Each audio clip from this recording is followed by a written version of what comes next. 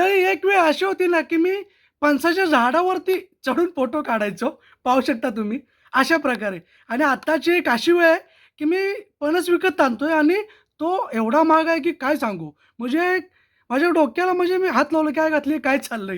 काय घातला? तुम्ही कमेंट करा, परंतु जास्त वाईट नका करू, कारण सीन असा आहे. मी दाखवतो तुम्हाला. मी फणसाची एक कवली आणली छोटी. साला किती रुपयाची आहे ते तुम्हाला बघून चक्कर येईल, की एवढी महाग. एक कवली. दाखवतो मी. आता ही पाहू शकता ही कवली आता म्हणजे फणसच आहे, एक छोटासा फणस. आता तिची किंमत काय? 12.5 दिरहम. 12.5 दिरहम म्हणजे आपल्या इंडियाचे झाले कमीत कमी ₹290. ₹290 ची ही एवढीशी कवली साला चिकन ह्याच्यापेक्षा स्वस्त भेटतंय. आणि काय, काय आता बोलायचं खरंच. आता आणल्या खरी आता बनवायला लागेलच. आता काय ह्याचा बिझनेस करू दुबईमध्ये का हिला खाऊ? आता आपल्या गावाला एवढे आहेत, आता काय करायचं?